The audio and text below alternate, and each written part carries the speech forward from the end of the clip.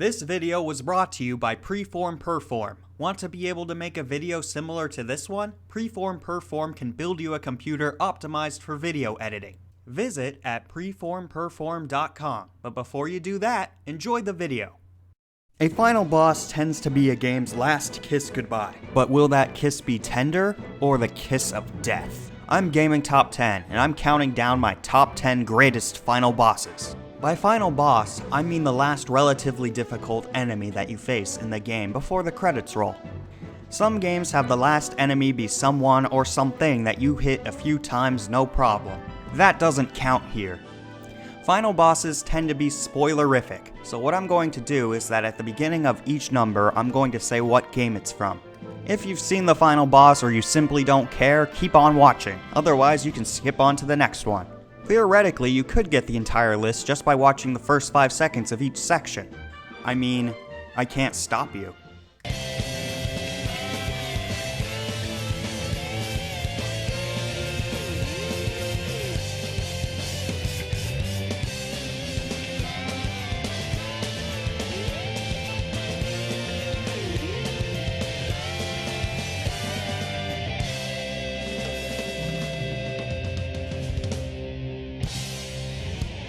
Number 10. Sonic the Hedgehog 2006. Not only is Solaris Sonic's most powerful opponent ever, the method by which you defeat him is extremely insightful.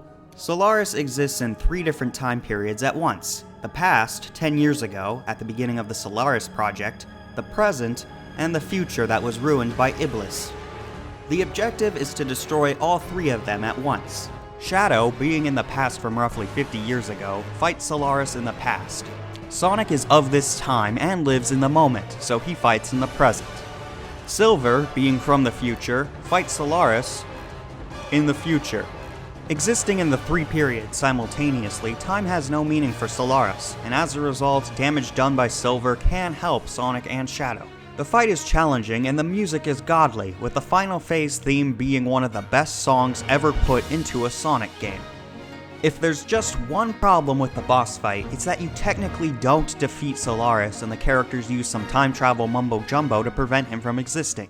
Number 9. The Legend of Zelda: Ocarina of Time.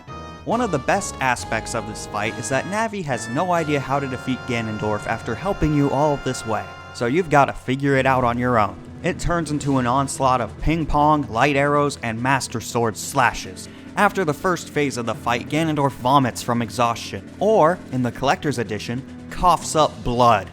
Then Ganondorf causes the tower to collapse and you've got to escape with Zelda, which frankly is the worst part of the fight. After the tower collapses, the real final battle begins. Ganondorf has spite in his eyes and uses the Triforce of Power to transform into Ganon. He knocks the Master Sword out of your hands and you have to use whatever weapons you have left on you in order to weaken the barrier and grab the Master Sword to be able to finish him off. And if you get hit, Zelda lets out a blood-curdling scream. Very nice touch. Number 8. In Paper Mario: The Thousand Year Door, it is said that the Thousand Year Door has treasure behind it that would make anyone wealthy. But what if the purpose of the Thousand Year Door wasn't to keep people out, but to keep something in? Enter the Shadow Queen, who possesses Princess Peach in order to take over the world. That's right, the final boss is not the leader of the X-Nauts, nor is it Bowser, it's Princess Peach. I mean, she's possessed, but you get the idea. The first phase isn't anything spectacular until the Shadow Queen decides to ramp up her game. She ascends to a higher form where you cannot hurt her, however you have to keep attacking her in order to trigger the next cutscene. It's basically some cheesy nonsense about the crystal stars resonating throughout the world and Princess Peach giving you the last of her power to give you the strength to fight the Shadow Queen when she's at her strongest. What makes this boss fight one of the best is that it truly exemplifies what a final boss is all about. In order to defeat the Shadow Queen, you have to know Paper Mario: The Thousand Year Door inside, outside, backwards, sideways, and upside down. Although I suppose Bonetail was technically harder, I didn't have that hard of a time with him because at that point I had already beaten the Shadow Queen and I had the experience necessary to defeat him easily. Normally I really like it when video games have a post-game, where the game acknowledges that you have defeated the final boss and characters within the game congratulate you on becoming the champion, saving the world, whatever it is you achieved. However, that means unless you created a duplicate save before you fought the Shadow Queen, you'd have to play the entire game over in order to fight her again. More and more video games are giving you the option to replay and relive boss fights that you've already completed within the game. This allows for a post-game without any of the negative side effects, and if Paper Mario the Thousand Year Door were to do it, it would have been fantastic. But hey, at least you can always wail on Rockhawk. Number 7. Pokemon Yellow. Specifically Pokemon Yellow, for one reason. The final boss fight is against Gary, John, Blue, Doofus, whatever you named him. His team is balanced, but if you've gotten this far through the Elite Four, there's a good chance that your team is balanced as well. What really makes this final boss stand out for me is that the final Pokemon your rival uses is the Eevee you were supposed to get at the beginning of the game, and it's evolved depending on the optional boss fights that you've had against your rival earlier. If you lost or avoided him twice, it's a Vaporeon. If you're tied, it's a Flareon, and if you've beaten him both times, it's a Jolteon. Not only is this an ingenious way to incorporate optional content into the game, but it also counts as a difficulty slider. Since you're pretty much guaranteed to have Pikachu in your party, you have an advantage over water types and a disadvantage against electric types. Not to mention that having your 2 starter Pokemon battle it out to determine the champion is extremely satisfying. One last thing worth noting, people seem to really like the final boss battle music, but I think it's too high-pitched and irritating. As a result, this entry is slightly higher, or lower. Further away from number 1, you know what I mean. Number 6. Like Paper Mario the Thousand Year Door, The Legend of Zelda Twilight Princess's final boss requires you to know the entire game inside and out. Your ability to evade will be tested. Your ability as a wolf will be tested. Your ability on horseback will be tested. And your ability to sword fight will be tested. Now, a lot of people seem to not like that the game was hijacked by Ganon at the last second. However, with a boss fight this great, I simply don't care. The fight starts off against a possessed Zelda. It pays homage to the Ocarina of Time final boss fight, while it also plays in the background a combination of Zelda's and Ganondorf's themes.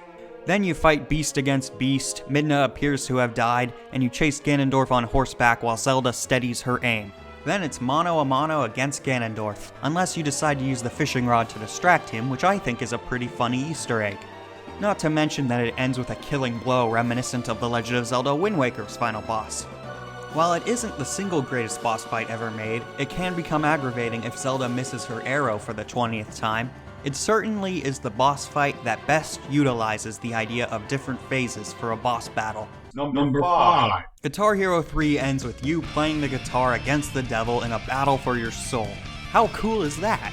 The song played is an awesome hard rock rendition of The Devil Went Down to Georgia. I can't think of a single song more fitting. You fight Lou under the versus mode known as Battle, where you collect power-ups in order to sabotage your opponent. A mode that I believe was criminally underrated when Guitar Hero 3 was at its peak popularity. Also, forget the battle for your soul, the winner got to grind the other's face in the dirt with an awesome guitar solo session. Number 4. Batman Arkham City answers a very important question. What could possibly be cooler than Batman? Batman with a sword, but I'm getting ahead of myself, that's the second phase. In the first phase, you can either throw freeze grenades at Clayface or have him roll into packs of dynamite in the corners of the theater.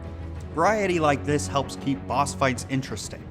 As far as I'm concerned though, the boss fight doesn't really start until the second stage where you start using the sword as your primary weapon. The gameplay footage here shows a player mashing the attack button over and over again, but you don't really get the full experience by doing that. If you time your attacks to have them be critical hits, build up a combo, use freeze grenades quickly and effectively, and dodge to the best of your ability, you enter into a special flow where everything just sort of clicks, as if you have fully become the Batman.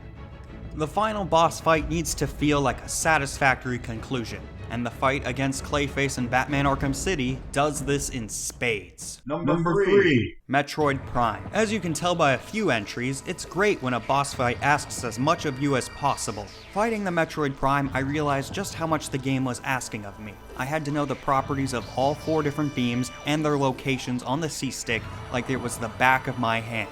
Pun intended.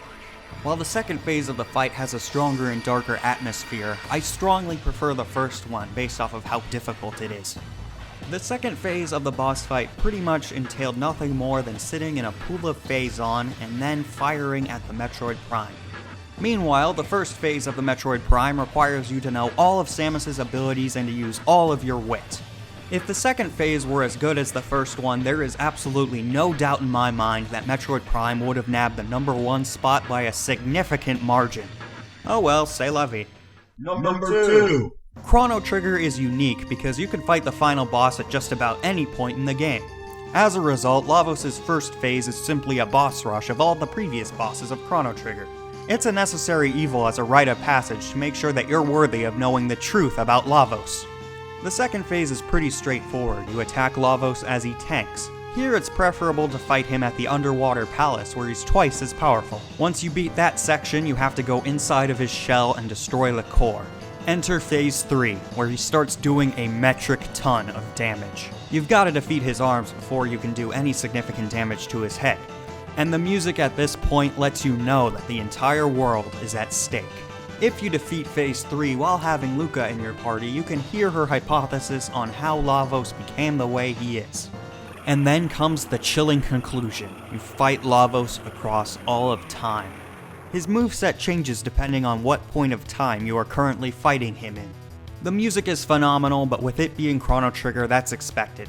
Not to mention that Lavos has an ability that can disable your status immunity. Even with that factor, I highly recommend that you still bring status immunity equipment. Otherwise, he will screw you up. There isn't much to say in the realm of honorable mentions. I guess I really liked the Metroid Queen boss in Metroid Other M, but I can see why other people might have an issue with it. I knew you had to use power bombs through the process of elimination, but if you didn't and you had to do the entire boss fight over again because of a few seconds of not knowing what to do, I can understand why that would be frustrating. Metroid Prime Hunters also had a good boss fight, but it's essentially a worse version of Metroid Prime's boss fight. Phase 2 is better, but Phase 1 is worse. Number 1. Mother 3. A lot of people really like the final fight of this game, however to me it's little more than an interactive cutscene, so it doesn't count for the final boss. But the previous fight against Porky Minch. Words escape me. First, at this point in the game you might be tired of hearing Porky's theme over and over and over and over and over and over and over again, but this is actually the best rendition by far, so it brings new life to the song. You have to know what you're doing, though not to the same extent as Metroid Prime, but what really pulls it over the top is its atmosphere. You can just feel the corruption and evil flowing through Porky's veins every time he opens his mouth. You know that Porky Minch turned this once beautiful, pure, and innocent world into a shadow of what it once was, and that thought resonates with every blow. Let's not mince words. Mother 3 is about a 30-hour game. This boss fight alone makes the entire game worthwhile. And when you defeat him, he retreats into a safety capsule that is immune to the passage of time and is completely indestructible. A fate worse than death, some people say he's still in that ball to this day. Those are the top 10 greatest final boss fights, and they all end their respective games on a high note. The worst final boss fights, however, tell a different story.